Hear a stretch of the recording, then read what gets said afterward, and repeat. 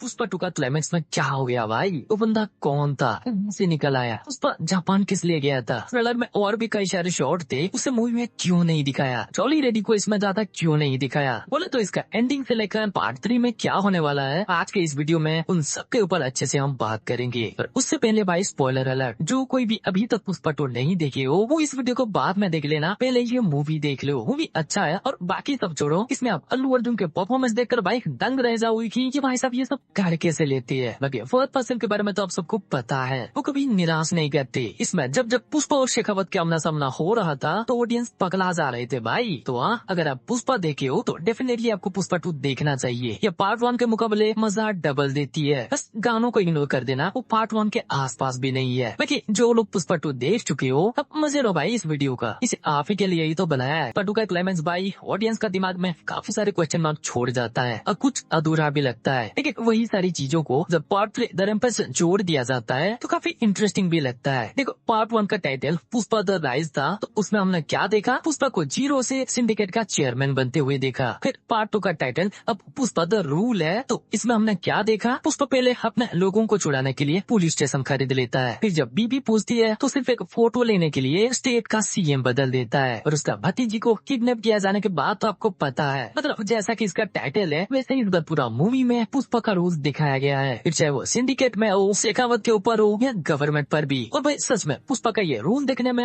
बहुत मजा आया, लेकिन फिर भी जब ये मूवी खत्म हुआ तो कुछ तो अधूरा लग रहा था, और उसका जवाब देने क्लाइमैक्स के बाद हमें देखने मिल जाता है पुष्पा द रैम्पेज का टाइटल, और यही टाइटल उस अधूरेपन को पूरा कर जाता है। अब देखो भाई पुष्पा द रोल में पुष्पा का रोल तो देखने मिलता है, पर उसके साथ साथ ये भी दिखाया जाता है कि पार्ट 2 में पुष्पा के पास धन दौलत शोहरत सब आ चुका है, लेकिन जिस चीज के लिए वो बचपन से तरस रहा था, इतना ऊपर आने के बाद भी, पूरा राज्य में उसका रूल होने के बाद भी उसे वो नहीं मिला था, और वो है अपने भाई से इज्जत। देखना स्टार्टिंग में ही इसका हिंट मैं दे दिया था, जब श्रीवल्ली मंदिर में सोने की मुकुट लेकर जाने पर भी पुष्पा का भाई इनका इज्जत नहीं करता। पर कोई बात नहीं, एंडिंग आते आते पुष्पा को वो भी मिल जाता है। जिस भाई ने पुष्पा को पहले दुदकान रहा था वो आज पुष्पा को गले लगाने आ गया, मतलब पुष्पा को अपना भाई से इज्जत भी मिल गया, मुल्ले सरनेम भी मिल गया, क्या बोले उसका फैमिली कंप्लीट हो गया। लेकिन जिस कीमत पर उसे ये फैमिली मिला है उसी वजह से इसका पूरा फैमिली खत्म भी हो गया। मतलब यात्रा सीक्वेंस पे इसने जो बंदा को मारा और बाद में इसका भतीजी को उठा ले जाने के बाद इसने जिस बंदा को मारकर अपना भतीजी को वापस लाया वो और कोई नहीं, सेंट्रल मिनिस्टर के भाई और भतीजे ही थे। तो उसी सेंट्रल मिनिस्टर के कोई रिश्तेदार आकर बॉम्ब सिंह का फैमिली को उड़ा दिया है। बोले तो जिसे मारने के बाद इसे वापस सब कुछ मिला था, उसे मारने की वजह से अब ये वो सब कुछ खो दिया है। तो आखिर में टाइटल के बाद ये इंटरेस्टिंग लगता है ना भाई, राइज में आगे बढ़ा, रूल में रूल करने के साथ इसे परिवार भी मिल गया, पर एक झटके में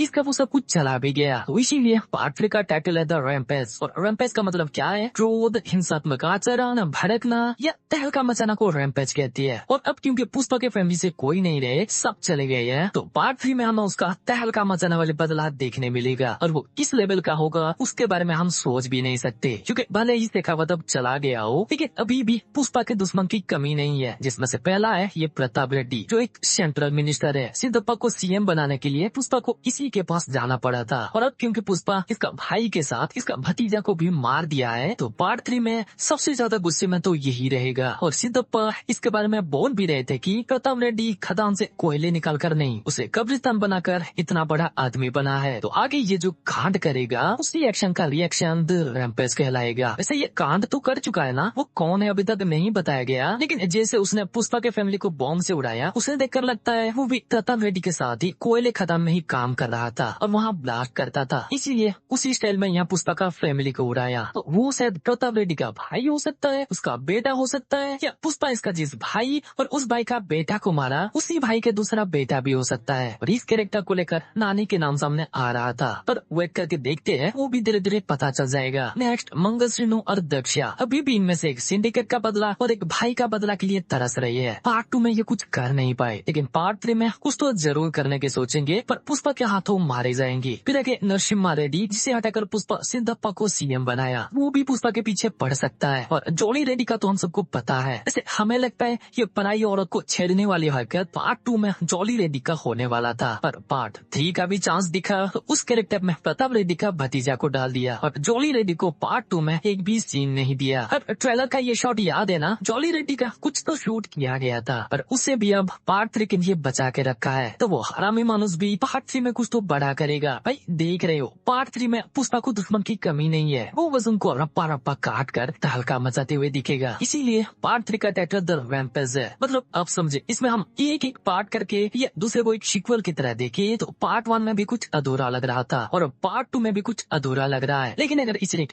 कंप्लीट ट्रायलॉजी की तरह देखे तो कहानी पूरा लगता है, क्योंकि सुकुमार में इसे अलग अलग भागों में बांट दिया है। यहाँ पर 1 में जैसे राइज दिखाया, 2 में जैसे रूल दिखाया, 3 में सिर्फ रैम्पेज या बदला लेते हुए जॉन विक की तरह सिर्फ एक्शन ही नहीं दिखाएंगे, कुछ तो कहानी भी होगा ना भाई। और इंडियन सिनेमा की मूवी है तो 2-4 गाने भी जरूर होगा ना भाई। लेकिन कैसे पुष्पा का पूरा फैमिली तो उस ब्लास्ट के साथ। अच्छा, आपको वो वेरिज पुष्पा वाली ग्लिम्स याद है? वो 2004 का था, जबकि पुष्पा की कहानी लेट 90s में चल रहा था और उस ग्लिम्स से पता चल रहा था कि पुष्पा किसी को मार कर नहीं, लाल चंदन की वजह से ही जेल गया था। अब अगर इस तबाही के बाद भी वो फ्यूचर में लाल चंदन स्मगलिंग कर रहा है तो इसका क्या मतलब? उसका फैमिली सेफ ही होगा। और जैसा कि वो शेखावत को कई बार उल्लू बना दिया था, वैसा वो बॉम्ब फोड़ने वाले को भी उल्लू बनाया होगा। ऐसा हो सकता है, तभी तो स्टार्टिंग में वो जापान का सीक्वेंस दिखाया गया था यार। हाँ, अब वैसे तो ये सीक्वेंस बहुत से लोगों को इलॉजिकल लग सकता है और बहुत से लोग ये भी बोल सकते हैं कि पुष्पा का एंट्री धांसू दिखाने के लिए उसे जापान में दिखाकर उसे इसका सपनों से जोड़ दिया और हमें चुना लगाया। और भाई नहीं, इसके पीछे भी एक बड़ी रीजन था। यहाँ देखना, पुष्पा खुद को सबका बॉस बोल रहा था और माल भेजने के बाद पैसा नहीं मिला तो वसूली करने गया है भी बोल रहा था। और पुष्पा 2 में जितना दिखाया गया वो तो अभी तक हमीद को ही माल बेच रहा था। मतलब स्टार्टिंग में उसका माल को जो शेखावत पकड़ा वो पुष्पा चेन्नई में मुरुगन को भेज रहा था। फिर उसके बाद बीवी को दिया हुआ बात रखने के लिए पुष्पा जब सीएम बदलना चाहा तो उसे मुरुगन से भी बड़ा डीलर की जरूरत पड़ा, तो वो फिर हमीद के साथ डील करने गया, जहाँ से वो हेलीकॉप्टर भी लाया। मतलब पुष्पा 2 की एंडिंग तक पुष्पा जापान पहुँचा नहीं था और न ही वो डायरेक्ट जापान माल भेजने लगा था। तो स्टार्टिंग में माल भेजने का पैसा लेने पुष्पा सीधा जापान कैसे पहुँच गया? भाई आपको केजीएफ के वो हेलीकॉप्टर सीन याद है और वो पॉप वाला मे आई कम इन मॉन्स्टर सीन? उन दोनों सीन में आनंद इंगल की कहानी सुनाते टाइम थोड़ा आगे चले गए थे। हाँ, तो इसमें भी समझ लो कुछ वैसा ही है। अभी तक वो जापान में सीधा माल भेज नहीं रहा, लेकिन इसके बाद वो हमीद से भी आगे डायरेक्ट जापान माल भेजेगा। इसमें से किसी एक टाइम उसे वापस पैसा नहीं मिलेगा तो वही वसूली करना पुष्पा जापान जाएगा। इसीलिए सिर्फ यही सीक्वेंस का नहीं, कुछ और आगे की सीक्वेंस का भी शॉर्ट में ट्रेलर में दिखाया गया है, जैसे कि उस पानी से गिरकर निकलने वाला सीन, जापानीज डीलर से पैसा लेने वाला सीन और जॉली रेड्डी का सीन भी, जो पार्ट 2 में अभी हुआ नहीं है लेकिन पार्ट 3 में आगे होने वाला है। मतलब हाँ, पार्ट 3 में भी हमें सिर्फ एक्शन के अलावा कुछ ड्रामा भी देखने मिलेगा, जहाँ पुष्पा लाल चंदन की स्मगलिंग नहीं छोड़ेगा, वो जेल भी जाएगा, उसे 8 बुलेट भी लगेगा, फिर वो जंगल में भी दिखेगा और जापान भी पहुंचेगा। और भाई वो बॉम्ब ब्लास्ट के बाद फैमिली हराने के बाद भी कैसे वो लाल चंदन की स्मगलिंग करेगा? और अगर वो बॉम्ब ब्लास्ट फेक भी था, अगर उसका फैमिली मेंबर से भी कोई नहीं मरा, फिर तो भाई टाइटल में जैसा ये द रैम्पेज देखने मिल रहा है, उस मोड में पुष्पा कभी आ नहीं पाएगा जब तक कि उसका फैमिली में से किसी को कुछ हो ना जाए। होगा यार, उसका भी कोई तरीका मेकर्स के पास जरूर होगा, जिसके बारे में क्या आगे वीडियो बना के हम चर्चा भी करेंगे। इसलिए अगर आपके पास कुछ थ्योरी है तो हमें कमेंट में बता देना। तो भाई यहाँ यही था पुष्पा 2 का एंडिंग और पुष्पा 2 का फ्यूचर को लेकर एक वीडियो। अभी के लिए हमें जितना लगा सब बता दिया, आगे आगे इसे लेकर और भी चर्चा करेंगे। पुष्पा 2 को हम फिर से देखेंगे, लेकिन अभी आप लोगों के लिए वीकेंड की वीडियो, वीकली अपडेट और रिव्यू पर काम करना है, इसीलिए इस वीडियो को यहीं खत्म करते हैं और उस वीडियो के बाद फिर से पुष्पा के टॉपिक पर वापस मिलते हैं। तो भाई अगर ये वीडियो अच्छी लगी हो तो वीडियो को लाइक करके अपने दोस्तों के साथ शेयर करो और चैनल को अभी तक सब्सक्राइब नहीं किए हो तो भाई सब्सक्राइब कर लो। चलो फिर मिलता है अगले वीडियो में।